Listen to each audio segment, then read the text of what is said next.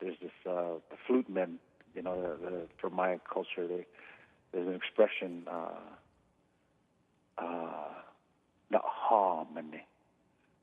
harmony means to be poor and simple of heart, to have that humbleness. You're not coming from, you know, it's kind of a hard, sometimes hard to describe this, but the closest I can say is to be humble and to be thinking of others, to be generous with who you are. This thing will flow through you, this beautiful music, because you are a gift to all the people. And so it's important to try to remember that. Even as I said about when I play the flute or sing, to remember that. It's for everyone. And if I keep it in its place and be that way, not harmony, it's going to be, things are going to happen the way they're supposed to that day. And it will last. That flute music and those songs will be carried with the wind, out like that. And it will last. Not just for that moment, but over there. In the breeze? And, yeah, the breeze will carry it, the wind. And that sound is still alive if it carries. It doesn't stop. Wow. And, on the breath. Yeah, exactly. So can I ask, to be a flute man in your tradition, is that is that considered like a medicine man, but of sound? I would say that's a good analogy or a good description. But the big difference is that a medicine man is he's even more different than a ceremony man. Medicine man is some of the doctor's people, you know, whether he's praying for them or using herbs and even some of them incorporate modern medicine too. It just depends. They're actually there helping people physically, whereas on the other end, you're doing it more on the spiritual end with the music. You're healing people as well. There's a whole process of making your flutes. You have to understand where to find the wood, how to get it, what you do when you find it, how to be respectful. Ask permission before you take something, to make an offering, to make your flutes, how to do them, and even how to tune them up is a gift. To make them is definitely a gift. And you keep alive the stories and the songs, the melodies that come with it. The elders will give you permission. They see it in you as you make this beautiful noise, this beautiful music. The elders will realize, we have one, another flute man. Okay. They'll watch them. They want to see that they're going to do good things with it and not take it away and claim it as their own. When they see you start to talk about where it comes from, when they see you doing things naturally that you're supposed to with this flute, you're staying up in the evening time playing for everyone. You want to share it. You're humble about the attention that's given to you. You never put that flute behind you. It's always in front of you. And to remember that,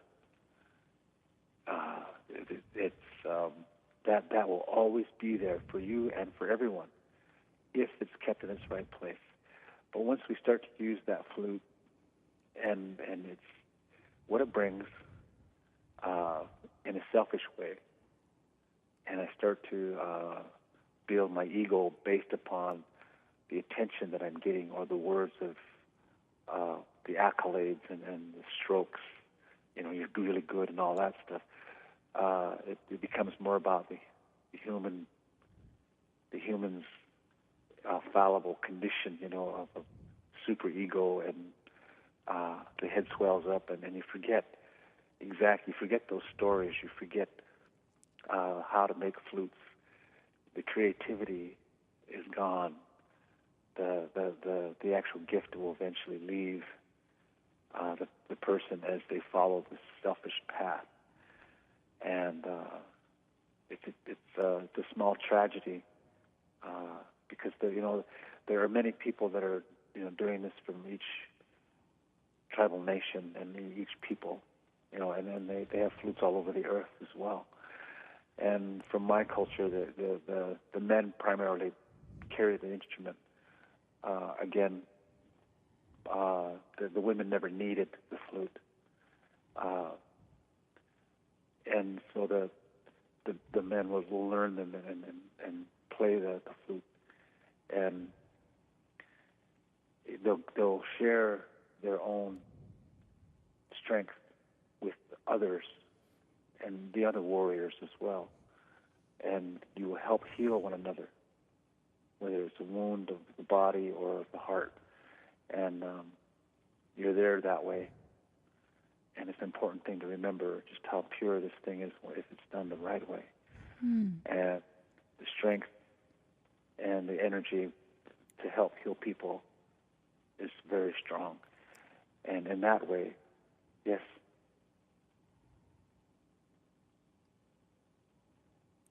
When I first met you at the powwow, and I asked you if you would be willing to do an interview, it was your lack of ego that made you so approachable, and your response to me was, I would be honored. And in that word, or in that statement, there was an opening within me of connection, and it was an amazing moment for me when you said that to me. I would be honored to speak with you. And I didn't say that to you, and I really was very, very grateful to you for those words. Well, I thank you. You're welcome. I wanted to ask you also, there's a couple of questions that I have. First, I want to read a quote that I was taken by, and you've explained this very, very well. On your website, it says, the natural beauty of the flute evokes very powerful emotions. The traditional flute is social, not ceremonial.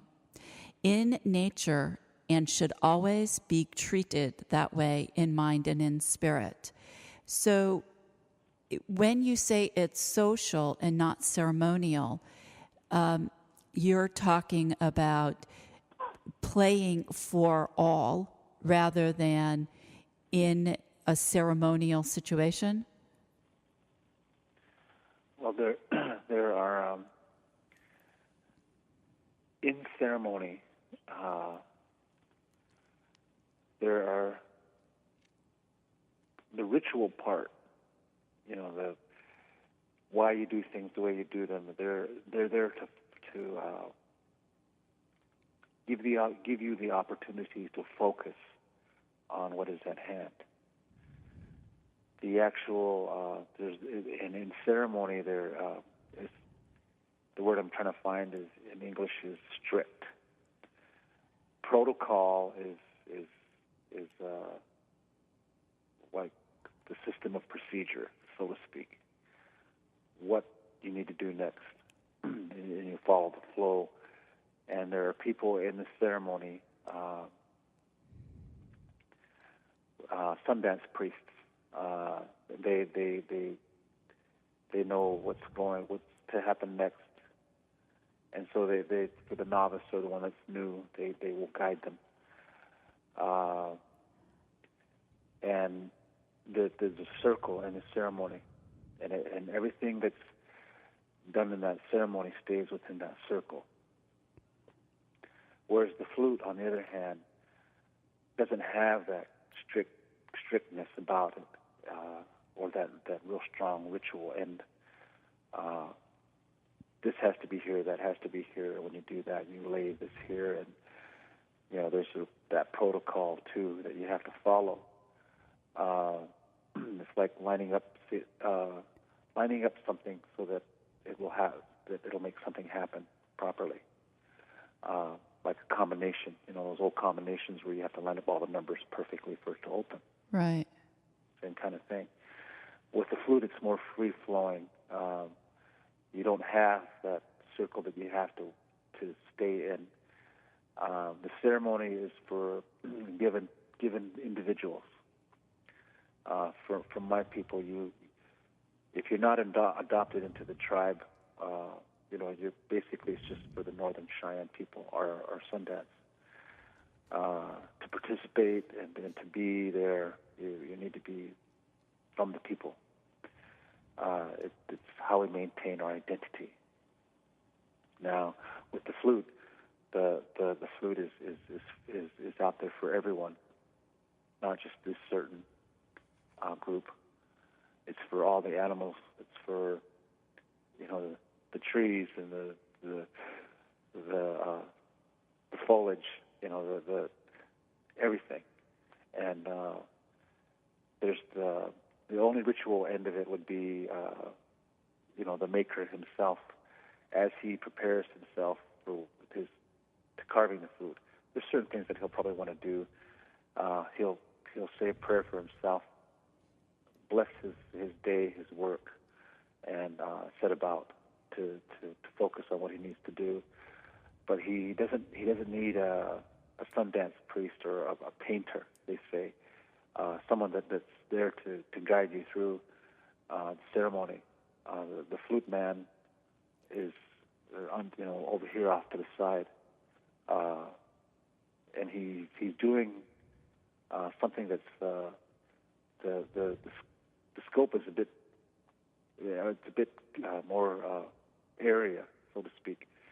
The energy that he's using is a strong one, but the ceremony is like the core of this energy, where it's coming from.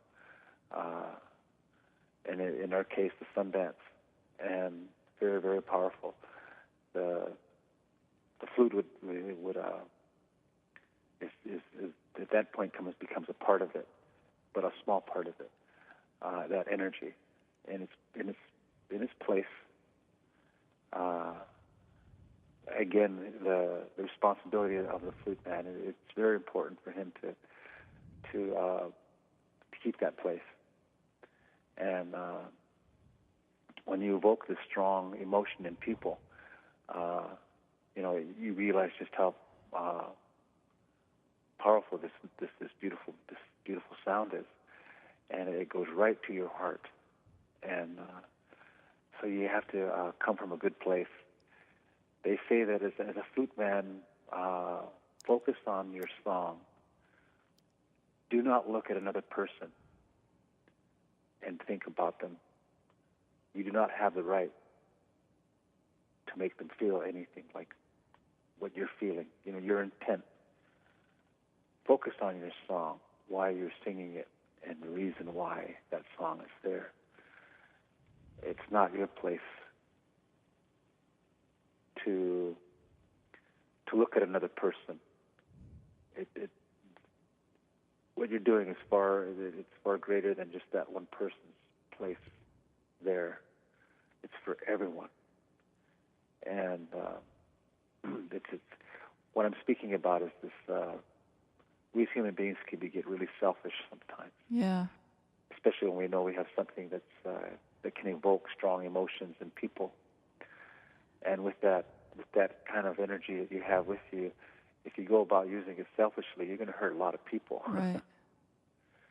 But if we realize that it's bigger than that, then then what you have is going to serve its purpose the way it was intended, and it will in a good way. We do not use this stuff to hurt one another. It's the medicine or the energy that it is will leave. Like I said before, the creativity as well as the craftsmanship of making flutes will go. Your flutes won't sound good anymore. They'll drop off in good work, craftsmanship, but also that sound that you were able to make as you carve the inside. You know, you take out one piece of wood as you say a prayer or a good thought, and in that motion, as you pull that piece of wood off of the main stalk of wood, you're giving that up, because you're making this was once a living thing. You're giving it a new voice, and that connection is really important. If I'm thinking bad thoughts and angry and mean and hostile and stuff, that flute isn't going to be good as I carve it. I'm not focused right. I'm not doing it right. Yeah, it probably would break too. Yeah, you'd probably break it or hurt yourself. What will happen? That's why it's important to remember exactly the simple gentleness of what you have to be strong physically strong to carve a flute by hand. And long ago, anything harder than the wood that you were working with, you could use. With the introduction of metal to the people, that changed a lot of things. And one of them that changed right off the bat was the ability to make flutes better, stronger, and you can make more than one style as well. And you could make your flutes out of more than just the soft wood that you were accustomed to making them from. And so it did change a lot of things. Even the horse, when it came, it changed our life drastically.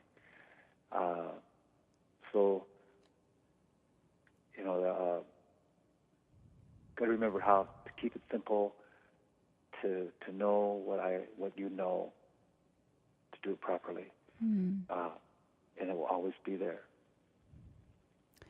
That explains to me the way I feel when I listen to the CD, Face the Music. And I asked you about if there was a special intent that you put out there, because it feels to me that this is an underground healing tool, not that it's a deliberate listen to my CD, it'll make you feel good. It's a healing tool, but that within me, it makes me feel good in a way that I wouldn't expect by just listening to a CD. So listening to you speak helps me understand the essence that's being evoked from the music that's on the CD. Yes. Yes. So it's very intentional and with devotion that you've put the CD out. And would you say devotion to the people? Yes. To that harmony? Yes. There's when you realize that you have this, it's almost like a magic power, almost, this beautiful stuff, and you realize that this is going to be I don't know if it would make any sense. To me, it gets me. I want to say, it scares me in a good way, if you know what I mean. Yeah, I do. It's I go, holy smokes. Yeah. It's like, wow. I feel almost, I feel I'm very humble, almost really small, like in my part in this thing. Just how I don't know, I want to say important, but as powerful as this album is, I spread the recognition around as best as I can, and you know the ultimate credit and I give it to Creator Mahio, and it's that's just how I don't know. I want to say the word awesome or good or special this recording is. It definitely has a good medicine about it, and there's all kinds of music, and music can soothe your heart, or it can rile you right up. And music can hurt you, but it also can heal you. And depending on the kind of the type of energy that you're standing next to, the kind of medicine that you're standing next to. And there's the good medicine that you can stand right next to it and it'll serve you good.